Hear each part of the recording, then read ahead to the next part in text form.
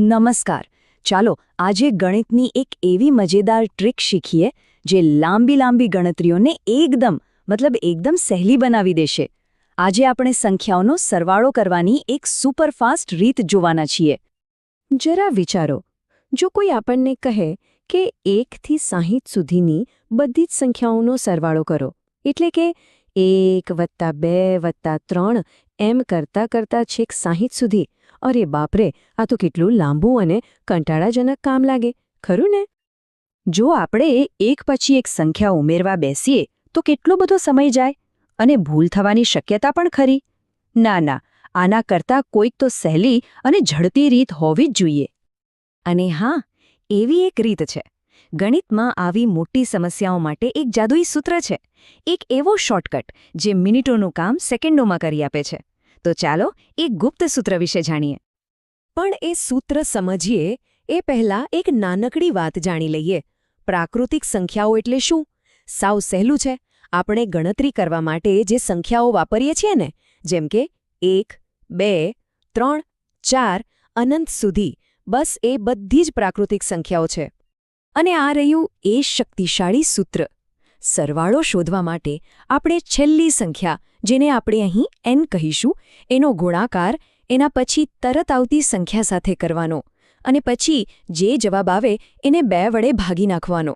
બસ આટલું જ. ચાલો હવે આ સૂત્રનો ઉપયોગ કરીને 1 થી 60 સુધીનો સરવાળો કેવી રીતે થાય એ સ્ટેપ બાય સ્ટેપ સમજીએ. જોજો, આ પ્રક્રિયા કેટલી સરળ છે એ જોઈને ખરેખર મજા આવી જશે. આખી વાત ફક્ત 3 સહેલા પગલાંમાં પૂરી થઈ જશે. સૌથી પહેલાં આપણે n શું છે એ નક્કી કરીશું, પછી એ કિંમતને સૂત્રમાં મૂકીશું અને છેલ્લે એક નાનકડી ગણતરી કરીને જવાબ મેળવી લઈશું. આપણા આ દાખલામાં આપણે 1 થી 60 સુધીની સંખ્યાઓનો સરવાળો કરી રહ્યા છીએ. તો છેલ્લી સંખ્યા કઈ છે? 60. બસ, તો આપણા સૂત્ર માટે n ની કિંમત થઈ 60. હવે ચાલો આ કિંમતને આપણા સૂત્રમાં મૂકીએ. જ્યાં n લખેલું હતું ત્યાં આપણે 60 મૂકી દીધા. એટલે હવે આપણું સમીકરણ કંઈક આવું દેખાશે. 60 ગુણ્યા કૌંસમાં 60 વત્તા 1 અને આખાને 2 વડે ભાગાકાર. હવે ગણતરીનું બીજું સ્ટેપ. સૌથી પહેલાં આપણે કૌંસને ઉકેલીએ. 60 વત્તા 1 એટલે 61. એકદમ સહેલું. તો હવે આપણું સમીકરણ બની ગયું છે 60 ગુણ્યા 61 ભાગ્યા 2. હવે ગુણાકારનો વારો. 60 ગુણ્યા 61નો જવાબ આવે છે 3660. વાહ, આપણે આપણા અંતિમ જવાબની ખૂબ જ નજીક પહોંચી ગયા છીએ. હવે તો બસ એક જ સ્ટેપ બાકી છે. અને છેલ્લે 3660 ને 2 વડે ભાગીએ એટલે આપણો અંતિમ જવાબ મળી ગયો 1830. જોયું? પેલી લાંબી અને કંટાળાજનક ગણતરીને બદલે આ સૂત્રની મદદથી ફટાફટ જવાબ આવી ગયો. તો સવાલ એ થાય કે આ શોર્ટકટ જાણવું શા માટે આટલું જરૂરી છે? શું આ ફક્ત ગણિતના દાખલા માટે જ છે? ના, બિલકુલ નહીં. આ સૂત્ર વાસ્તવિક જીવનમાં પણ ઘણું કામનું છે. જો આ ટ્રીકના ઘણા ફાયદા છે.